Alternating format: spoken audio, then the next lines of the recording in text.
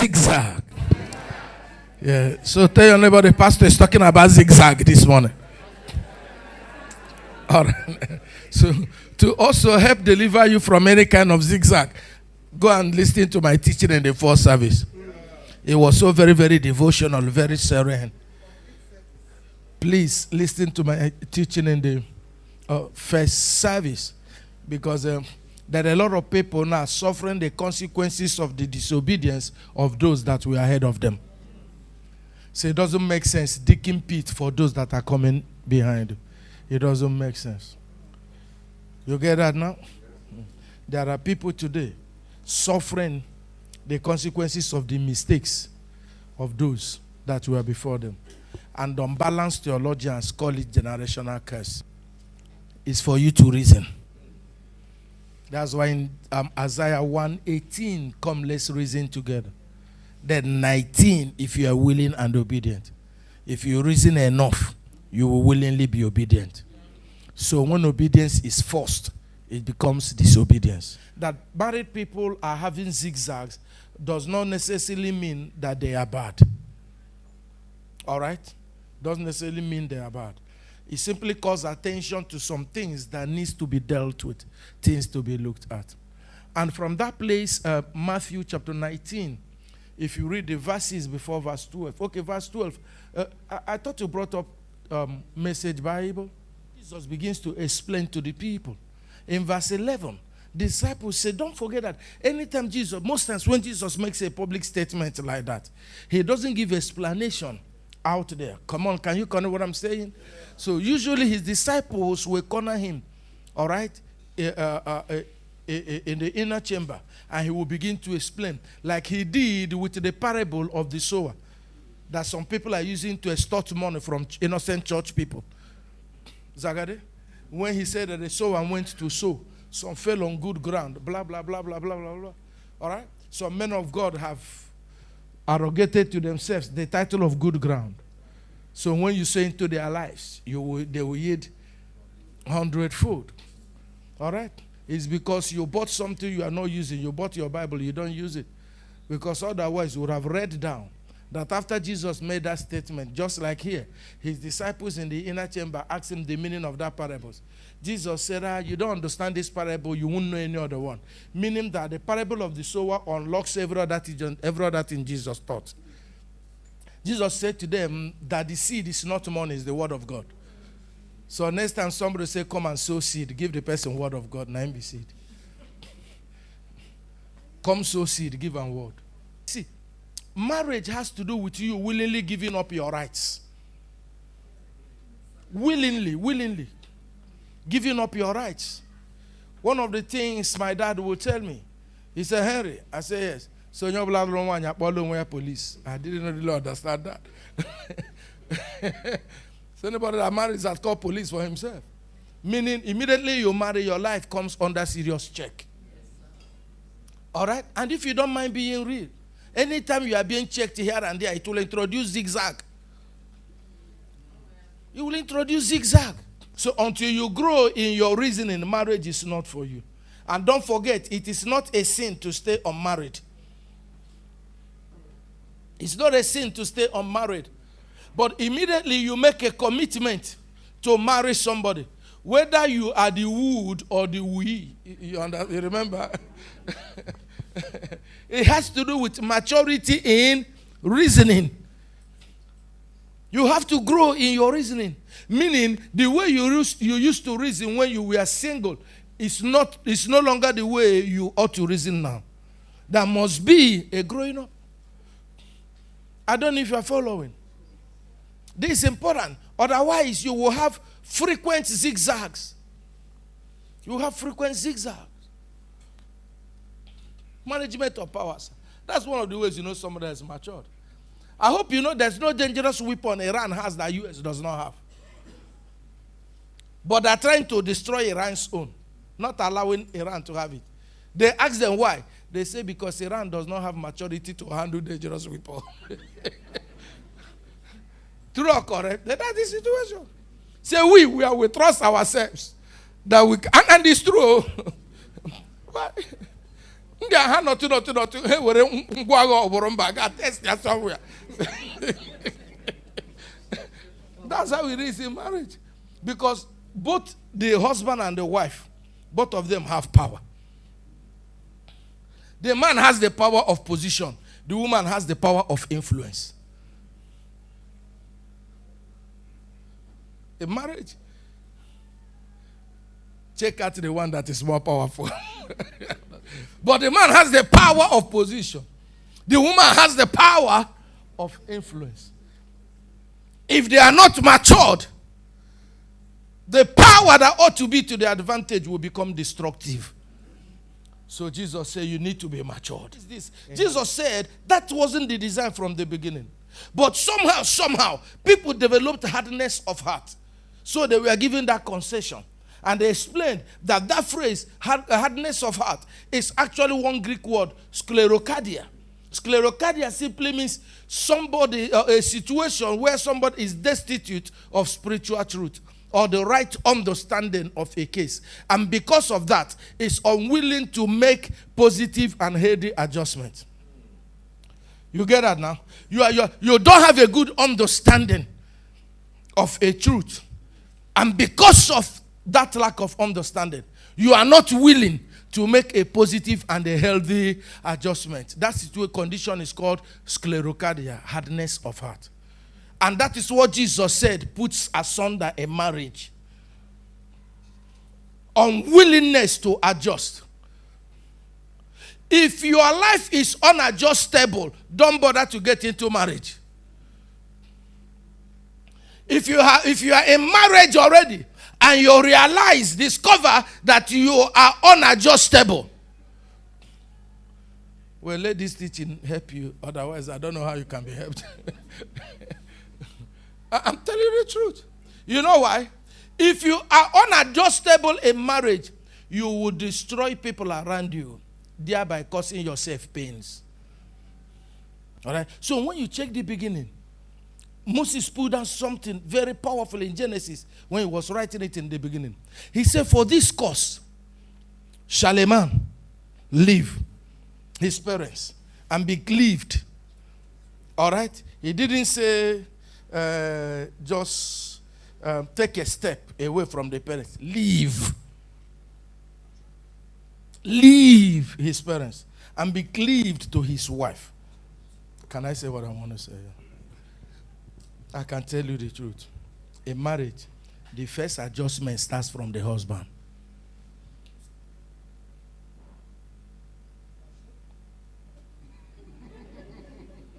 The first adjustment starts from the husband because he lives first. Don't forget that marriage is a parable of our relationship with Christ. In a church's relationship with Christ, who made the first adjustment? It's Christ. A lot of times we sing what we don't believe. He came from heaven to earth. That's a serious adjustment. It shows, the Bible says, love your wife as Christ. Shows you an example. So the way Christ made the first adjustment, that's how the husband makes the first adjustment. You believe it or yes? Are you understanding? Listen. The first statement, the man said that heaven approves. He said, this is bone of my bone, flesh of my flesh.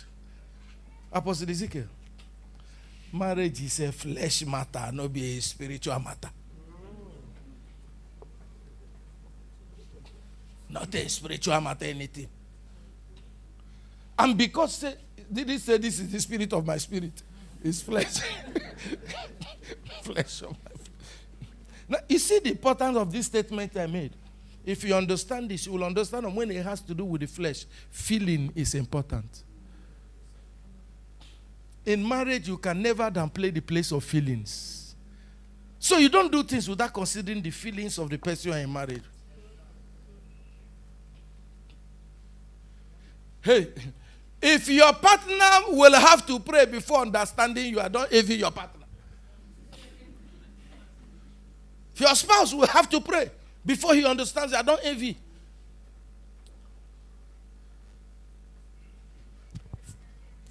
Feelings It's flesh of my flesh, not spirit of my spirit. Both of them will become one. One flesh.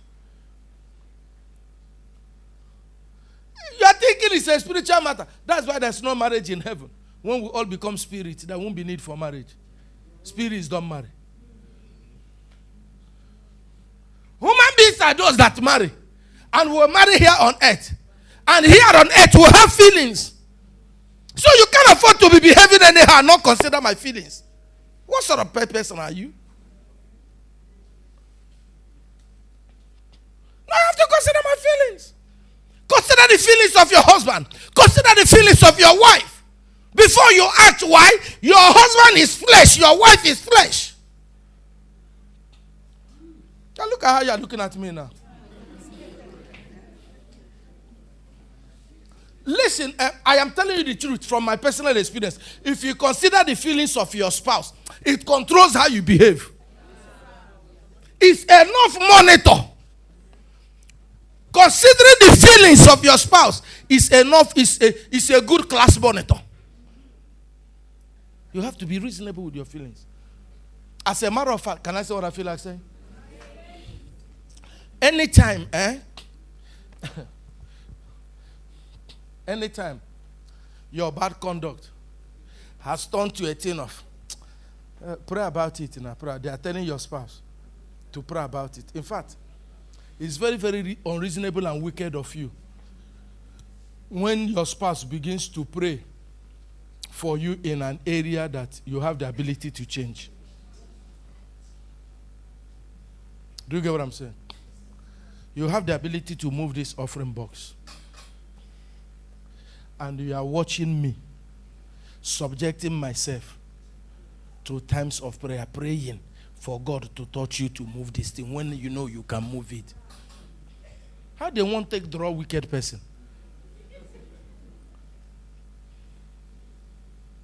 I don't know if you're understanding. How can what you can handle become a prayer point? Are you not bothered about it? Can I say, you might think that this is unspiritual. Pastor, pastor. I will have to say it. See.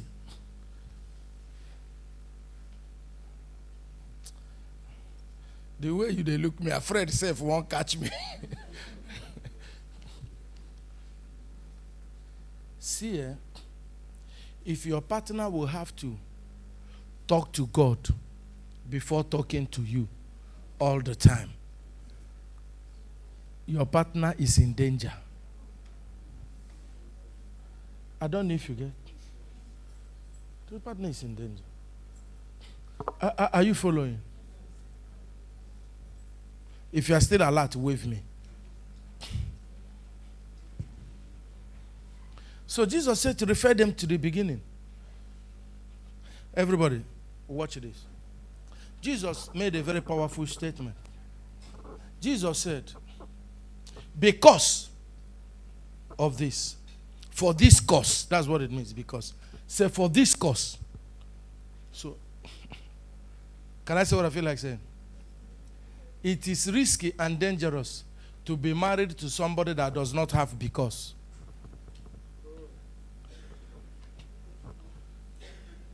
Anybody that does not have because is dangerous and risky to marry the person. See, in marriage, one of the things that helps marriage get on is because. Your spouse offends you or does something you don't like. You look and look and look and look and look and look. You say to yourself, because of this, because of that, I restrain myself. There are some people that don't have because. And their language is usually, I don't care. And now, because I'm saying, not because of God, though. Anybody can say because of God. Don't come and tell me, it's because of God. In fact, if you say you love me because we have never had misunderstanding, that love is not tested yet. And non-tested product can be trusted.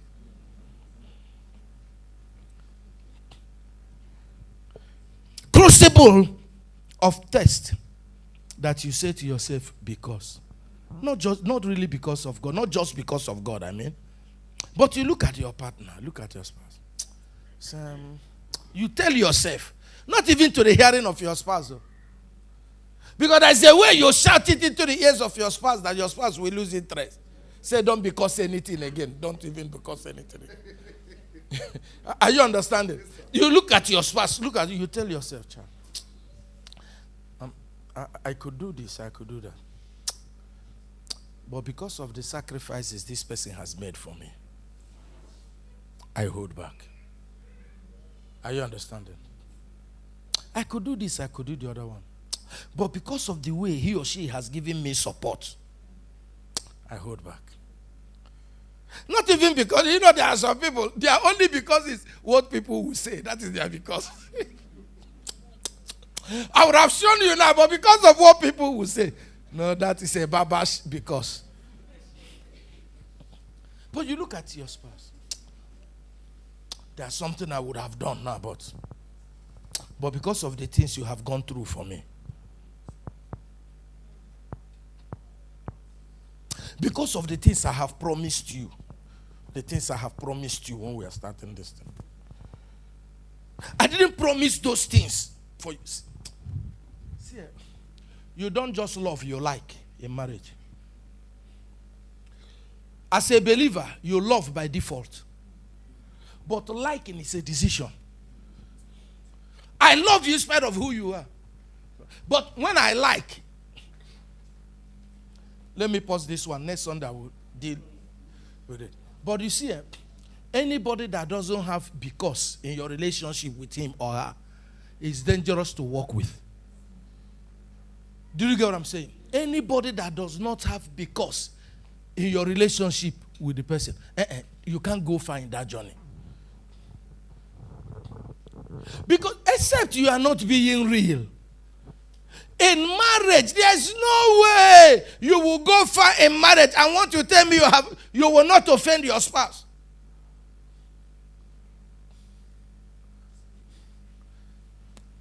Can I tell you something? Can I tell you something? If your spouse divorces you, God no go kill him. Oh! Your man, they tell you, say, if your spouse say no, they marry again, God go kill him. Wake up. Wake up. God will not go kill him. You didn't know?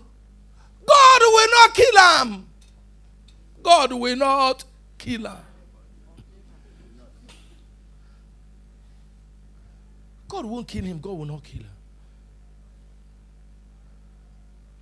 Are you understanding? But see, what you want is not all of those inconveniences. So I want to beg you. I want to beg, if you are not yet married, anybody, gradually check out the guy you want to marry. Check out the girl you want to marry. If you see that this girl does not have because in this your journey with him or her, run for your life. I know of a lady. The only way she shows her anger is to break everything breakable in the house. If you just enter now, put TV. Again. Oh, no, I said on tape. She has broken everything within sight. Who is that girl you were carrying at your front seat today? Real life story. The husband enters into confidence. She will lock the door from outside. Hey. The man is 2 days there without water and food. And now from the small window calling neighbors. Real life story. Neighbor, I'll get a call.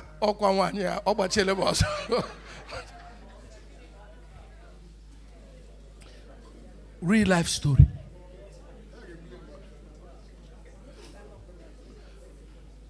Real life story. Why? She doesn't have a because. She doesn't have a because. She doesn't have a because. He doesn't have. And you ask me, are such people born again? They are born again. Believe me, they are born again. Pastor, what's the problem? That's what Jesus talked about. Hardness of heart. Hardness of heart. Hardness of heart. Pastor, you mean it? The other one we went to see that had the husband was pommeling him. And say, if not that I'm full of the Spirit, I finish you up here. You think she's... Real life story. We are doing visitation, Apostle Gabe. I don't know if it was the Spirit that led us that day or we led ourselves. But we decided to enter their compound. As we are entering the compound, see a woman on top of the husband. You think it's WrestleMania 7. But immediately, she saw us. Oh, the brother. She did her hand like this.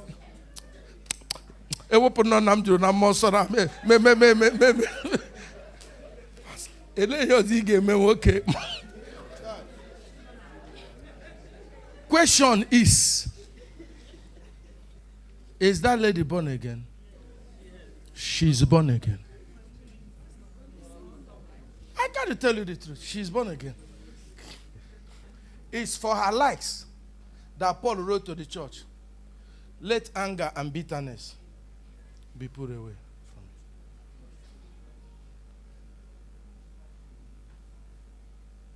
Such person is not yet matured for marriage.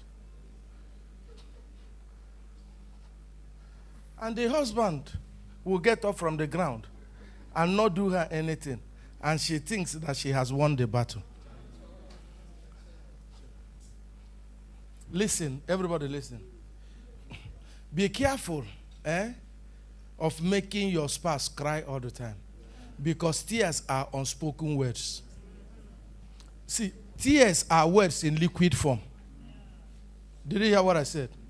Tears are words in what? In liquid form.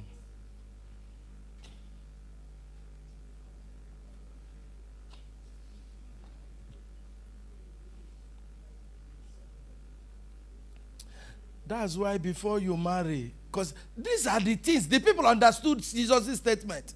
They said, if not these things, then are the things where person go consider. What if person make person don't stress himself, making low marry? Jesus said, no, it requires maturity. Somebody say because. Please. If you have not been considering the feelings of your spouse, please, today, I beg you, calm down and check. In my journey with this person, is there not something about him or her that I can really say because of this, because of that, because of that? If you can't find such, I'm afraid. Because even after people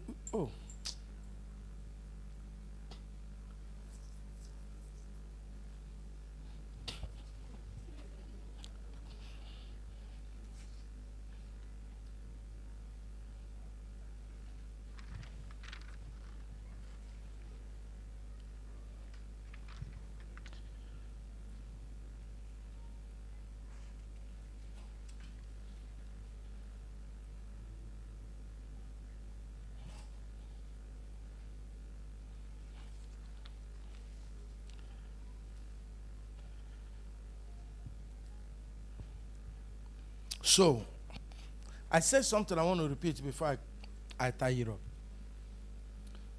I promised I will not shout. I'm fighting hard to keep that promise. I said before that affection starts from the husband first. Because that's the example that Jesus gave us. It was Adam that showed affection first to Eve. True or correct? It was Adam. Because that statement, bone of my bone, flesh of my flesh. No, nothing can be more romantic than that. No, nothing can. You think say na to give somebody rose? Thank God say for these African girls, they are not interested in those flower things. Monetize the flower. But that statement from Adam, see, there's nothing as romantic as genuine commitment. Can I say what I want to say, my deacon? It's actually a pity that some girls love sweet words more than sincere commitment. So small on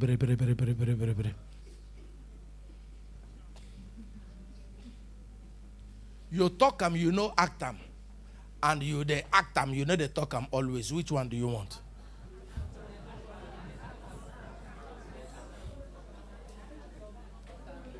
And be serious. Now, all women, let me address. Let me address your mind. Stop living in the utopia.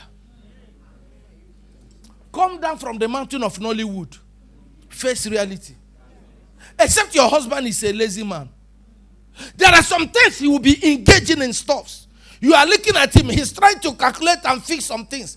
Checking out what he will do with you next and with the children. Battling with some things in his mind.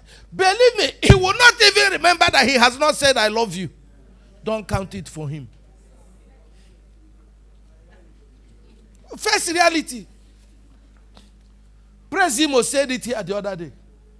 Would you rather he sits back in the morning, not do anything, saying I love you, than he goes out and struggles, works tirelessly, and brings something home to show the love?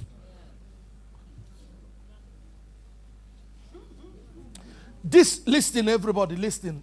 I see. I am not here to play to the gallery. See, the society we live in now in this country is not romantic to men at all. You have to understand with them. Face the reality now. No, face the reality. Oh, see, when I tell you something, go and confirm. In this country as it is, women have more opportunities than men. As we in this, check them now. Now here they talk. I don't just come here and talk nonsense. The man is struggling with some things. Are you understanding? He's struggling with some things. There are some words that he knows that he should say them. But strugglings of life are taking the words away. See, give him benefit of the doubt. Are you here with me? And the husbands that have wives that are also stressing. He gets some kind of way where she not going to remember to dress. So. Why many side chicks, they dress well? They never go through the thing where housewife go through. Just may miss Kobo so that she can have time to attend to the children also. Your house is not a station of Mr. Biggs or Crunchies, for crying out loud. It's not every time that every food will be in a glass, in showcase like that.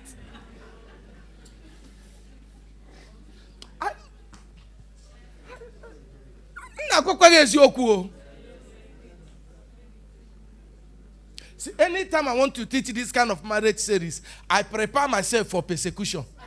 Because I know persecution will come from it. I prepare myself. If there's any time I'm teaching this marriage series, I don't turn off my phone because I know the calls will come from everywhere. Pastor, why will you say what?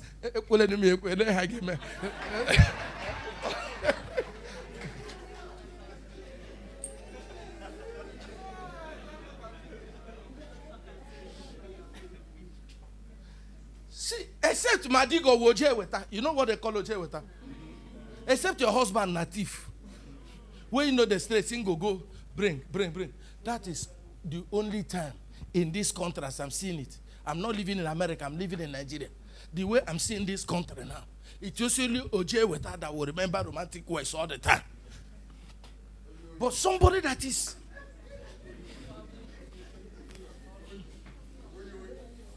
Are you understanding? And so stop this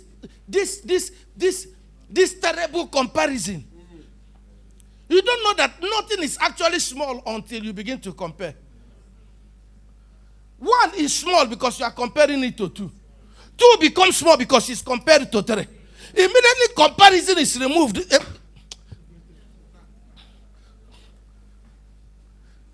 She dey ugly now because you dey compare with another girl.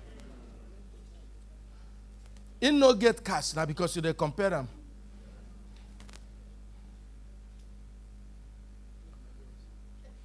I don't know if you are following this thing. Jesus said, see, when Adam married Eve, there was no other woman to compare her. You understand? There was no other man to size Adam up. That's the plan God shows. Are you following what I'm saying? I think I'm done.